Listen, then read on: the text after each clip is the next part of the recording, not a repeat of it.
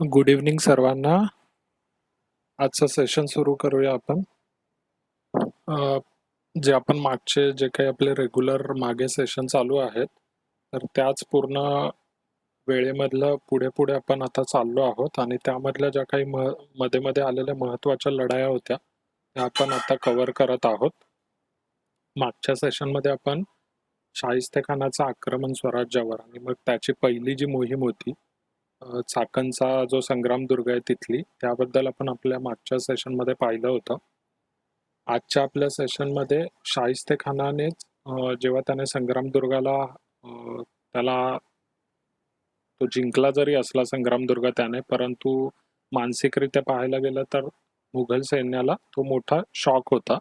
So त्यानंतर आता आपण शिवाजी महाराजांचे जे मुलूक किंवा जो सपाट प्रदेश वगैरे आहे किल्ल्यांना सोडून देऊ आणि बाकी प्रदेश जिंकण्याच्या मागे लागू, अशा मोहिमेसाठी ही दुसरी एक शाहिस्तेखानाची मोहीम होती. त्याबद्दल आता आपण पाहूया.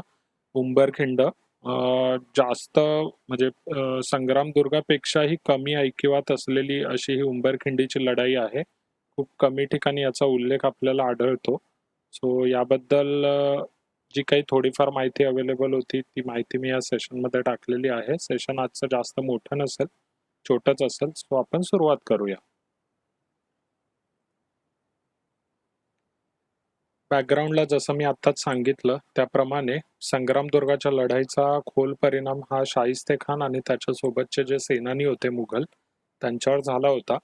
आणि आता गडांपासून शिवाजी महाराजांचे इथे गड किल्ले जे आहेत त्यांच्यापासून आपण 2 हात लांबच राहायचं असं त्यांनी कुठे ठरवलं होतं. आणि जो सपाट प्रदेश आहे किंवा जो महत्वाचा मुलूक आहे स्वराज्यातला तो आता काबीज करू आपण, असे शाहिस्तेखानाने आपले धोरण ठरवलेले आपल्याला दिसते. त्याच दरम्यान आपण जे पाहिलं होतं 15 ऑगस्ट 1660 साली शाहिस्तेखानाने संग्रामदुर्ग जिंकला. त्यानंतर त्याच वेळेस त्याचा एक सेनानी कारतलब खान ह्याला त्याने आदिलशाहीचा जो परिंडा किल्ला होता तो जिंकण्यासाठी पाठवलं होतं. आता याच्यामध्ये औरंगजेबाचं दुतोंडी राजकारण कसं होतं ते आपल्याला दिसतं इथे. मागच्या सेशनमध्ये तुम्हाला आठवलं असेल की आदिलशाहीने औरंगजेबाला इन्व्हाइट एक प्रकारे आपण म्हणू शकतो की औरंगजेबाचं पाचारण करण्यासाठी त्याला बोलवण्यासाठी आदिलशाही ही कारणीभूत होती. आदिलशाहीने त्यांना रिक्वेस्ट केलेली की शिवाजीचा आता आम्हाला जास्त त्रास होतोय आणि तुम्ही येऊन हे करा. सो असं नाहीये की औरंगजेब आदिलशाहीच्या मदतीसाठी आला होता. औरंगजेबाला दोन्हीही शत्रूसारखेच होते. आदिलशाही देखील आणि शिवाजी महाराज देखील त्याला सेमच होते. सो शाहिस्तेखान आला आणि त्याने स्वराज्यावर आक्रमण केलंच आहे, परंतु त्याचबरोबर त्याने आदिलशाहीचा प्रदेश देखील सोडला नाहीये. संग्रामदुर्ग व्हायच्या वेळेस जेव्हा संग्रामदुर्गाला वेढा होता त्याच वेळेस शाहिस्तेखानाचा एक अधिकारी कारतलब खान हा परिंडा किल्ला जिंकण्यासाठी गेला होता आणि 20 नोव्हेंबर 1660 ला त्याने भरपूर लाच देऊन परिंड्याच्या किल्लेदाराला भरपूर लाच देऊन तो किल्ला मुघलांकडे करवून घेतलेला आहे. सो अशा प्रकारचं औरंगजेबाचं हे दुटप्पी राजकारण आपल्याला इथे पाहायला मिळतं. आता प्रदेश जिंकायचा तर मग आता शाहिस्तेखानाची नजर शिवाजी महाराजांच्या प्रदेशाकडे जायला लागली. आता शिवाजी महाराजांचं हे चाकण आणि पन्हाळा हे दोन चाकण व्यापारी दृष्ट्या पाहायला गेलं तर महत्वाचा होता आणि पन्हाळा ओव्हरऑल भौगोलिकरित्या आणि इतर कारणांसाठी वगैरे महत्वाचा होता. हे दोन महत्वाचे गड हातातून गेले होते शिवाजी महाराजांच्या मागच्या 6 महिन्यामध्येच. आणि ह्या सगळ्या सिद्धी-जोहरचा वेढा ते 4 महिने शिवाजी महाराज वेढ्यात होते. त्यावेळेस भरपूर काही नुकसान झालेलं. नंतर शाहिस्तेखानाने पुणे प्रांत वगैरे हा बेचिराख केलेला. त्यामध्ये भरपूर वित्तहानी झाली होती. सोबतच मनुष्यहानी भरपूर झाली होती. सो स्वराज्याची भरपूर वित्तहानी आणि मनुष्यहानी ही कुठेतरी भरून काढायची गरज होती आणि स्वराज्याची घडी पुन्हा बसवण्याची गरज होती. आणि त्यासाठी सर्वात महत्वाचा फॅक्टर हा लागतो तो पैसा. तोपर्यंत जर तुम्ही शिवाजी महाराजांचा पूर्ण ओव्हरऑल काळ पाहिला, जसं आपण मागच्या सेशनमध्ये पाहिलं की तो स्वराज्याचा कुठेतरी ओपनली पुढे जाण्याचा तो काळ सुरुवात झाली होती तेव्हा. आणि त्यासाठी मुबलक प्रमाणामध्ये जर सैन्य वगैरे आपल्याकडे ठेवायचं असेल, तोफा वगैरे किंवा सगळ्याच गोष्टी, तर त्याला पैसा हा जरुरीचा आहे. हे शिवाजी महाराजांना आता कळालं होतं. शिवभारतामध्ये याच्याबद्दल शिवाजी महाराज हे राजगडावर होते आणि त्यांचे जे काही महत्त्वाचे सेनानी होते, ते देखील त्यांच्या सोबत राजगडावर होते आणि त्यांचं त्यावेळेस जी काही चर्चा झाली आहे, ती चर्चा खूप चांगल्या रीतीने शिवभारतामध्ये दिलेली आहे. तर ह्याबद्दल हे मोबाईलवर तुम्हाला कदाचित छोटं दिसत असेल, मी वाचून दाखवतो. शिवाजी महाराजांचेच बोल शिवभारतामध्ये उतरवलेले आहेत. चाकण शत्रूने जिंकल्याची वार्ता राजगडावर कळाल्यानंतर सर्व राजनीतिवेत्त्यांमध्ये श्रेष्ठ असा तो शिवाजी राजा आपल्या मंत्र्यांना म्हणाला की ज्याला साह्य करता नाही अशा कोणत्याही मनुष्याच्या हातून या जगात शत्रुसेनेचा पराभव केवळ अशक्य आहे. म्हणून दीर्घदर्शी व शहाण्या राजाने शत्रूंचा विनाश करू शकणारे सैन्य प्रचंड प्रमाणावर मोठ्या प्रयत्नाने सतत बाळगले पाहिजे. पण ज्याच्या जवळ द्रव्याचा विपुल साठा नाही अशा मोठ्या राजाला सुद्धा अशा प्रकारचे खडे सैन्य बाळगता येण्याची शक्यता नाही. राजकारणात ज्याच्या जवळ विपुल पैसा असतो त्यालाच मित्र लाभतात. ज्याच्या जवळ पैसा असतो त्यालाच विजयात परिणत होणारा पराक्रम करून दाखवण्याची शक्यता असते व ज्याच्या जवळ पैसा असतो त्यालाच सर्वांचे सहाय्य लाभते. म्हणून प्राचीन पृथ्वीराजाप्रमाणे आपल्या सामर्थ्याने ह्या पृथ्वीचे दूध काढून म्हणजेच निरनिराळ्या प्रांतांवर स्वाऱ्या करून व शत्रू प्रदेशातून लूट आणून ज्याच्यावर राजकारणासारखे जगाचे व्यवहार अवलंबून असतात तो पैसा उभा राहावा असे मला वाटते. त्यानंतरच अगस्ती ऋषीने जसा समुद्र आटविला तसा आपल्याला बादशाह औरंगजेबाचा हा मामा जो शाहिस्ते खान त्याचा योग्य प्रतिकार करता येईल, एरवी नाही.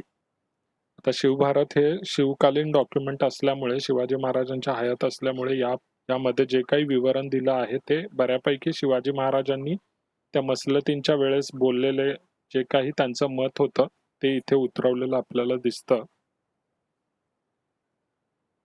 सो आता द्रव्याचा साठा तर हवाय स्वराज्यासाठी, तर मग तो कुठून मिळवता येईल? तर तो कुठून मिळवता येईल तर याचा निष्कर्ष शिवाजी महाराजांनी त्यांच्या सोबतीच्या मावळ्यांनी हा काढला की आपण जर कोकणच्या प्रांतावर मोहीम केली आणि कोकण प्रांत जो आदिलशाहीकडे होता बऱ्यापैकी, अफजल खान प्रकरणाच्या वेळेस देखील कोकणावर मोहीम गेली होती. तिथले काही भाग वगैरे जिंकून घेण्यात आले होते. बऱ्यापैकी खंडणी वसूल झाली होती. परंतु नंतरचा जो हा काळ होता, सिद्दी जोहरचा जो 4 महिन्याचा वेढा वगैरे, त्या काळामध्ये पुन्हा आदिलशाहीचे काही भाग परत त्यांनी जिंकून घेतले होते. सो कोकणच्या प्रांतावर जर आपण मोहीम केली तर ती आपल्याला सोयीची पडेल. तिथे व्यापारी केंद्र असल्यामुळे तिथे संपत्ती देखील मुबलक असण्याचा एक हे होता, अंदाज होता. जे परदेशी व्यापारी होते, इंग्रज, डच वगैरे, त्यांच्या देखील वखारी तिकडे होत्या. सो तिकडून संपत्ती आपल्याला चांगली मिळू शकते. बऱ्यापैकी तिथला भाग हा विजापुरी सत्तेच्या कडे होता, आदिलशाहीकडे होता आणि विजापुरी सत्ता बऱ्यापैकी शिनबल झाली होती आणि कोणताही समर्थ नेता नव्हता तिथे. त्यांचे जे काही मोठे नेते होते ते सगळे इधर त्यांनी हार पत्करली होती युद्धामध्ये किंवा ते यमसदनी गेले होते. तर त्यावेळेस हा जो कोकणचा प्रांत होता तो रुस्तमे जमान जो आदिलशाही अधिकारी होता त्याच्याकडे होता आणि बऱ्याच लोकांना तेव्हाही आणि आज देखील रुस्तमे जमान हा शिवाजी महाराजांचा थोडासा म्हणजे त्यांच्याशी मित्रत्व असलेला अधिकारी वगैरे होता असं भरपूर जणांचं मत आहे. ते एक आणखी एक कारण असू शकतं आणि ही मोहीम सुरू करायच्या तयारीतच शिवाजी महाराज असताना एक दुसरं संकट मुघलांकडून तेव्हा स्वराज्यावर आलेलं आपल्याला पाहायला मिळतं. त्याबद्दलच आपण आपल्या सेशनमध्ये आज पाहणार आहोत. आता शाहिस्ते खानाने शिवाजी महाराजांचे किल्ले घेणार नाही हे ठरवलं तर मग त्यांचा प्रदेश घेण्यासाठी तर सर्वात चांगला प्रदेश कोणता तर कोकण प्रांत. कोकण प्रांतामध्ये शिवाजी महाराजांचे जे काही प्रदेश आहेत ते आपण बळकावून घेऊ अशी शाहिस्त्याने देखील त्याच वेळेस तोच विचार केला आणि शिवाजी महाराज कोकणावर स्वारी करायच्या दरम्यान तेव्हा कोकणातला काही प्रदेश ऑलरेडी शिवाजी महाराजांकडेही होता. तर तो प्रांत आपण जिंकून घेऊ असा विचार शाहिस्ते खानाने केला. आता जेव्हा चाकणचा वेढा चालू होता आणि शिवाजी महाराज स्वतः जेव्हा पन्हाळ्याला कैदेत होते तेव्हा देखील शाहिस्तेखानाने हा प्रयत्न केला होता. एप्रिल 1660 साली म्हणजे चाकांच्या वेढ्याला अजून वेळ होता, परंतु शिवाजी महाराज हे पन्हाळ्यावर असताना शाहिस्तेखानाने काय केलेलं, इस्माईल खान नावाचा एक त्याचा सरदार होता, त्याला कल्याणला वेढा देण्यास पाठवलं होतं. या इस्माईल खानासोबत 3000 सैन्य होतं, परंतु मराठ्यांच्या चिवट प्रतिकारामुळे त्याला अपयश त्याच्या पदरात पडलं. सो आता कोकणातल्या मोहिमेवर एखादा खंदा सेनापतीच पाठवायला पाहिजे, हे आता शाहिस्तेखानाला ह्या चाकणच्या प्रकरणातून वगैरे देखील समजून आलं होतं, की मराठ्यांचा प्रतिकार जर करायचा असेल तर तेवढाच पॉवरफुल सेनानी पाठवायला लागेल. तर त्यासाठी त्याने खास करून कारतलब खानाची निवड केलेली आपल्याला दिसते. आता कारतलब खानाबद्दल थोडं जाणून घेऊया.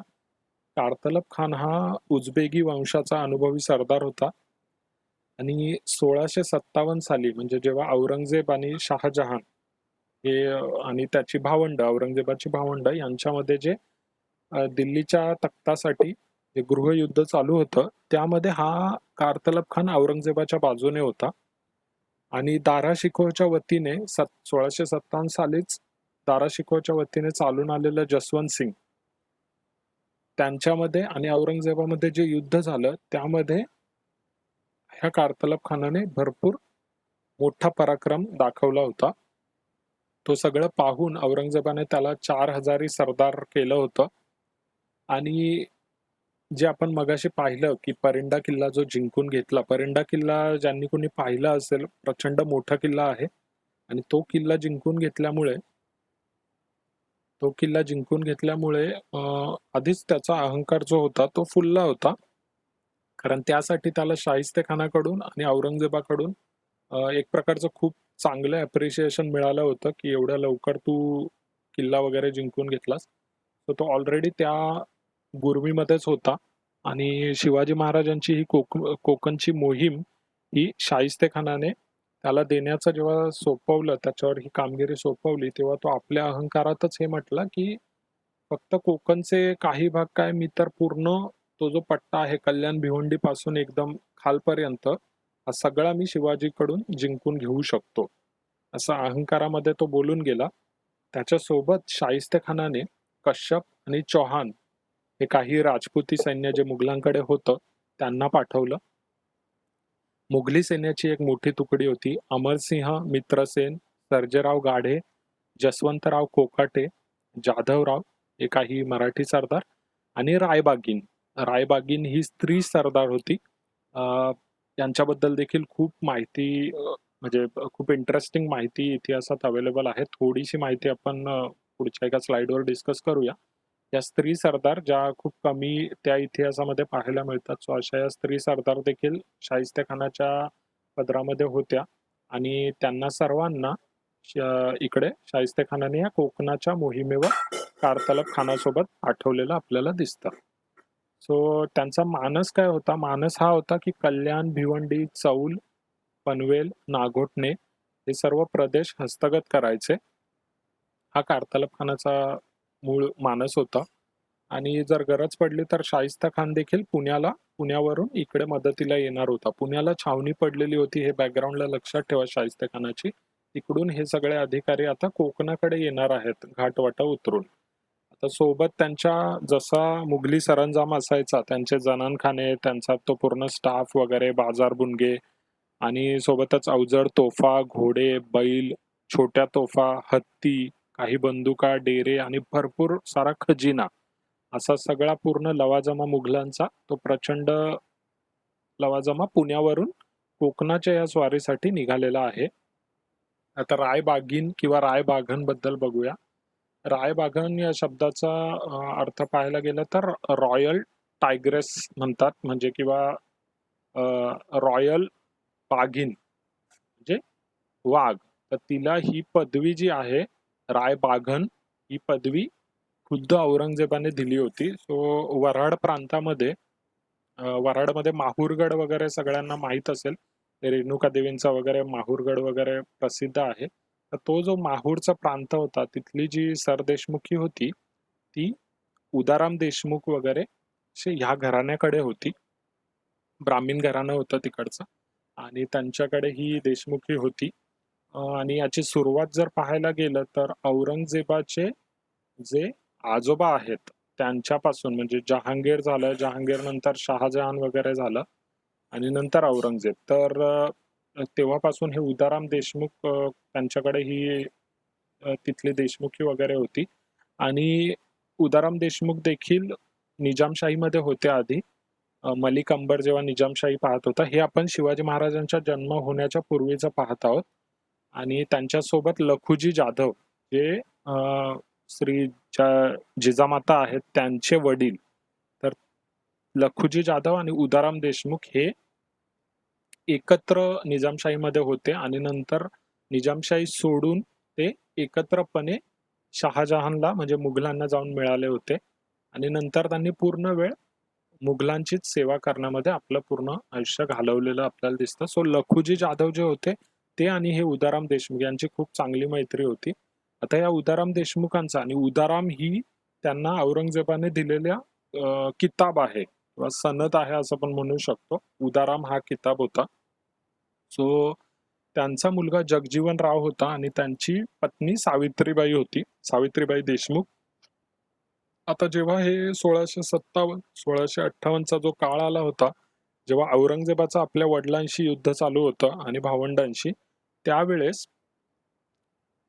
ही जी माहूरची देशमुख फॅमिली होती ही औरंगजेबाच्या सोबतच होती.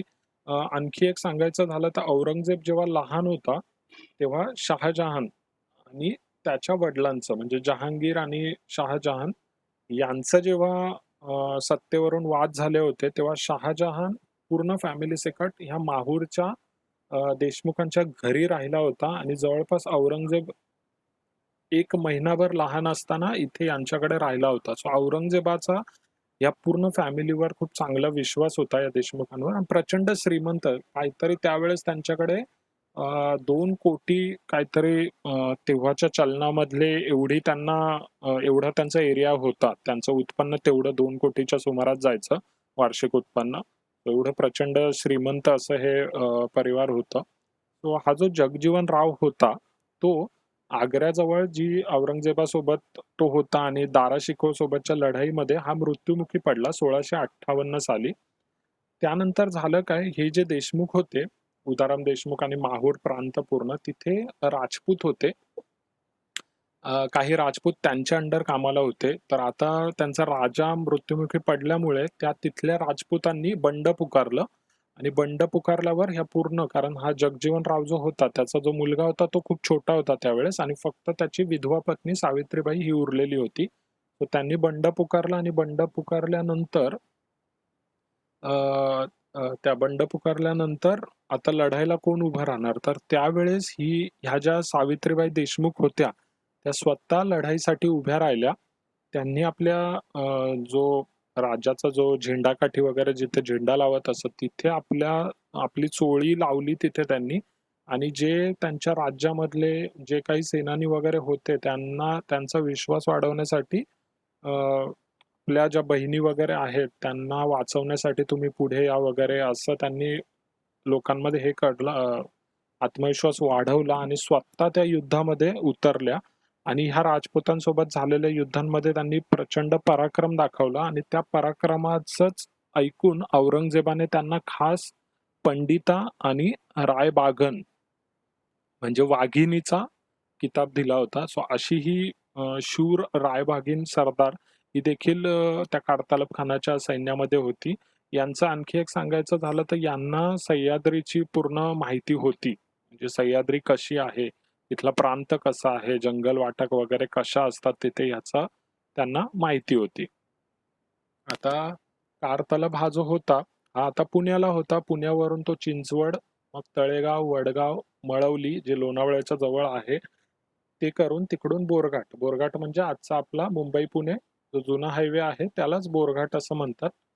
तेव्हा बोरघाट ऑफकोर्स वेगळा असेल, रस्ता वगैरे आजच्या सारखाच नसेल, पण तो बोरघाटावरून तो पूर्ण सैन्य घेऊन उतरणार होता. आता कारतलब खानासोबत जवळपास 20,000चं सैन्य होतं.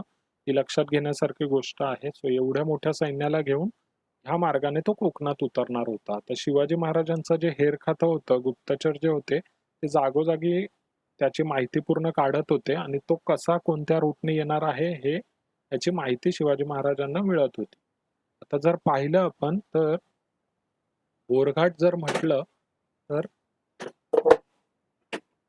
बोरघाट जर आजही आपण पाहिला किंवा त्यावेळेसही पाहिला तर तो प्रचंड जर बाकीच्या घाटवाटांच्या कंपॅरिझनला पाहिलं तर तो मोठा आहे. तो तिकडून जर खान खाली उतरला तर ते शिवाजी महाराजांसाठी देखील चांगलं राहणार नव्हतं, कारण मग त्या मोठ्या प्रदेशामध्ये शिवाजी महाराजांना लढायला लागलं असतं. तर हा जेव्हा मळावलीच्या अराउंड वगैरे आला होता, त्यावेळेस मळवलीच्या अराउंडच रस्त्यामध्येच त्याच्या लोहगड आणि विसापूर किल्ले लागतात आणि ते लागलेले असून देखील ते शिवाजी महाराजांकडे होते तेव्हा. परंतु तिकडून काहीच प्रतिकार खानाला झालेला नाही.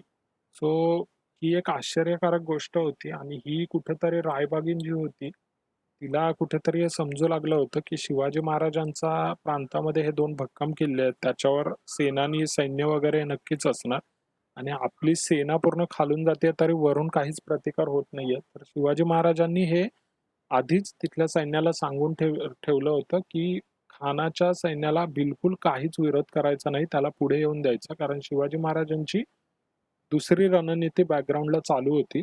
आता तिथे 2-3 घाटवाट आहेत. एक ही बोरघाट आहे, दुसरी कुरवंडे घाट आहे आणि तिसरे त्याच्यापुढे तैलाबाईला वगैरे किल्ले आहेत जे आहेत तिथे. तिकडून वाघजाई घाट म्हणून आणखी एक कोकणामध्ये उतरायला वाटा आहे. सो शिवाजी महाराज राजगडावर होते. ते राजगडावरून खान निघाल्याचं कळताच आणि खानाचा हा मार्ग आहे हे कळताच शिवाजी महाराज वाघजाई घाटातून उतरून खाली कोकणामध्ये आले आणि त्यांनी ही आवई पांगवली, म्हणजे ही गोष्ट पांगवली त्यांनी आणि खानापर्यंत ही पोहोचवली, की शिवाजी महाराज आता कोकणामध्ये पेनच्या आसपास कुठेतरी उतरलेले आहेत आणि ते ह्या उंबरे वगैरे गाव आहेत तिकडे येणार आहेत वगैरे, अशी आवई एक उडवून दिली शिवाजी महाराजांनी. आता हे कळाल्यावर खान जो होता तो बोरघाटाने जाणार होता. बोरघाट हा थोडा पुढे पडतो आणि बोरघाटाने खाली खोपोलीत यायला लागतं. तर त्याऐवजी जर कुरवंडे घाट आपण घेतला तर कुरवंडे घाटावरून डायरेक्ट आपण खाली कोकणामध्ये पेनच्या जवळपास येऊ शकू आणि मग शिवाजी महाराजांवर तिकडे आक्रमण वगैरे आपल्याला करता येईल किंवा त्यांना पकडता येईल असा एक अंदाज कारतलब खानाने बांधला आणि शिवाजी महाराजांची रणनीती हीच होती की खानाला बोरघाटापासून दूर नेऊन कुरवंडे घाटातून उतरवायला भाग पाडायचं. शिवाजी महाराजांनी ती आवई जी पेटवली की कुरवंडे घाटाच्याच खाली शिवाजी महाराज आहेत वगैरे, त्यामुळे खानाने आपली रणनीती बदलून बोरघाटाच्या ऐवजी तो कुरवंडे घाटातून उतरायचं त्याने ठरवलं. आता कुरवंडे घाट आपण उतरला आणि खाली आलो आणि जिथे युद्ध झालं होतं तिथे ही उंबरखिंड आहे. आता त्याचा भूगोल ह्या युद्धाच्या अभ्यासासाठी खूप महत्वाचा आहे. ही उंबरखिंड कशी होती आणि त्याचा भूगोल कसा होता. तर जसं मी सांगितलं तसं कोकणात उतरण्यासाठी 3 घाटवाटा त्या रिजनमध्ये आहेत. एक बोरघाट आहे जो मोठा, नंतर त्याच्या बाजूला कुरवंडे घाट आहे, जो आज पूर्ण मोडून गेलेला आहे. बोरघाटामुळे सगळी वाहतूक तिकडून होते आणि कुरवंडे घाटातून आता बिलकुल वाहतूक वगैरे सगळी बंद झाल्यामुळे मोडून गेलाय. परंतु त्यावेळे तिथे जे लमाने वगैरे असायचे ते जाण्यासाठी वाट होती आणि तो देखील एक चांगली घाटवाट होती आणि वाघजाई घाट त्याच्याही आणखी पुढे तैलाबाईला वगैरे किल्ले आहेत तिकडून येण्यासाठी वापरली जाणारी आहे. तो कुरवंडे घाटाच्या घाटमाथ्यावर लोणावळा आहे आणि खाली कोकणामध्ये उंबरे गाव आहे. तो जर लोणावळ्यावरची समुद्र सपाटीपासून उंची पाहिली तर ती 2300 फूट भरते आणि तुम्ही खाली उंबरे गावाजवळ आलात तर ती जवळपास समुद्र सपाटीपासून 80 फुटापर्यंत भरते. तर तुम्ही विचार करा तो घाट उतरण्यासाठी किती मोठा डिसेंट करायला लागतोय. सो लोणावळ्यातील कुरवंडे गाव, मग चावणी, चावणी म्हणून खाली घाट उतरल्यानंतर एक गाव आहे, तिथून ठाकूरवाडी आणि मग पुढे उंबरे आणि त्या उंबरेच्या जवळच शेमडी म्हणून आणखी एक गाव आहे. सो चावणीजवळ घाट उतरून खाली चावणीजवळ आलो की तिथे आंबा नदी आपल्याला भेटते. आंबा नदी, आता चावणी हे जे गाव आहे त्या चावणी गावापासून ठाकूरवाडी गावापर्यंत प्रचंड जंगल आहे. आज देखील प्रचंड जंगल आहे. त्यावेळेस ते खूपच असेल आणि त्या जंगलामधून एक चिंचोळी वाटच आहे. कारण चिंचोळी वाट का? कारण त्या वाटेच्या दोन्ही बाजूला मोठ्या अशा टेकड्या आहेत आणि मागे ती जी आपण घाटवाट उतरली आहे ती वाट आहे. सो तीन बाजूंना नैसर्गिकरित्या इथे संरक्षण आहे आणि समोर जो थोडासा चिंचोळी मोकळी ओपनिंग आहे ती जर बंद केली तर तिथे ट्रॅप होऊ शकतं कोणतं पण सैन्य. सो हा जो भूगोल होता, या भौगोलिक परिस्थितीचा आणि या भूगोलाचा शिवाजी महाराजांचा पूर्ण अभ्यास होता आणि म्हणूनच कुरवंडे घाटातून खानाला उतरवायचं आणि कोणत्या भागात त्याला ट्रॅप करायचं हे शिवाजी महाराजांना माहित होतं. तो आता हा एक गुगल अर्थची शॉर्ट मधली इमेज पण बघूया. हे मळवली आहे. याच्या तुम्ही आणखी वर गेलात, याच्या वर इकडे तर एक मिनिट.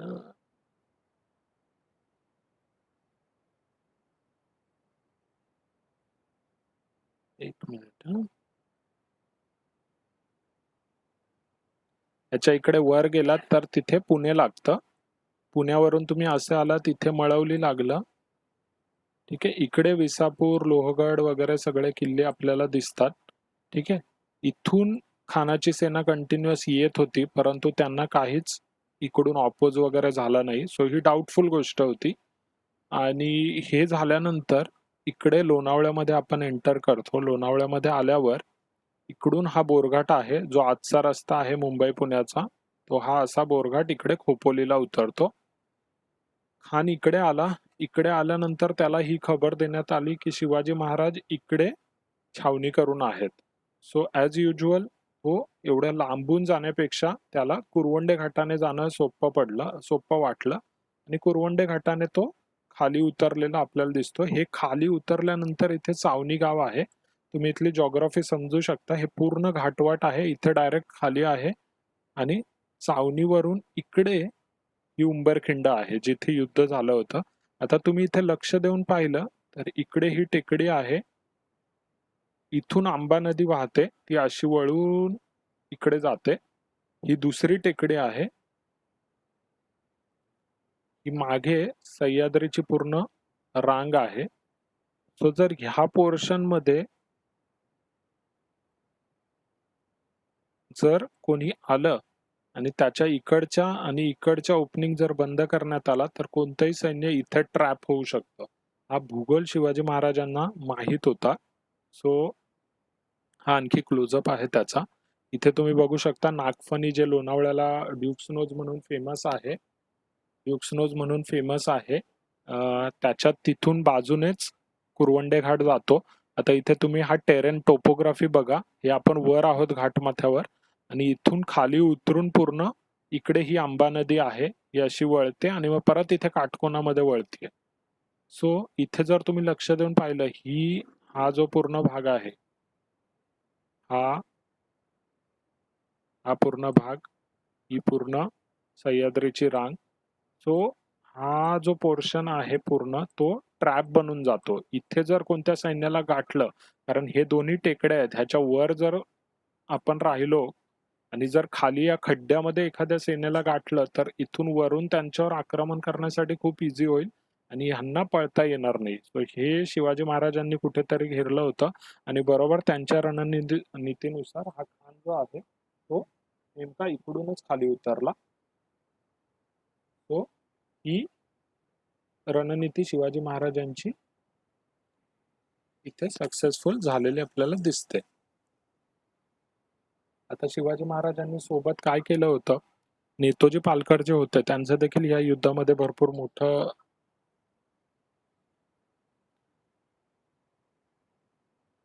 आवाज येत नव्हता का माझा? नाही दादा, आता येत नव्हता. काही मिस झालंय का? मागच्या स्लाइड वर जाऊ का? थोडं फक्त 1 मिनिटासाठी. ओके. हा जो मी आता दाखवतोय ना, तो क्लोजअप आहे इथला आणि मगाच्याच इमेजचा क्लोजअप आहे. सो इथे तुम्ही आणखी या क्लोजअप मध्ये बघू शकता, हा कुरवंडे घाट माथ्यावर आहे आणि घाट माथ्यावरून तुम्ही जेव्हा इथे खाली उतरता तर इथे खाली ह्या दरीमध्ये इथे चावणी गाव आहे, जे त्यावेळेस नव्हतं. त्यावेळेस हे फक्त जंगलाचाच भाग होता. सो इथे आल्यावर इथे आंबा नदी मिळते आपल्याला आणि ह्या चावणी गावापासून इकडे उंबरखिंड आणि ह्या साईडला कोकणाचा प्रांत आहे, ह्या बाजूला पूर्ण. सो ही आंबा नदी अशी येऊन अशी वळते आणि मग अशी जाते. इकडे मोठी टेकडी आहे, इकडे देखील टेकडी आहे आणि ही आपली सह्याद्रीची पूर्ण रांग आहे. सो जर हा जो पोर्शन आहे मधला, इथे जर एखाद्या सैन्याला ट्रॅप केलं आणि जर आपण इथे वर जर आपलं सैन्य असेल तर इथल्या सैन्याला आपण किती काउंट मोठा असला तरी त्यांना हरवू शकतो. हे शिवाजी महाराजांना माहित होतं आणि त्यांच्या रणनीतीनुसार त्यांनी खानाला विवश केलं की तो कुरवंडे घाटानेच खाली उतरेल आणि नेमका खान ह्याच रूटने खाली आला.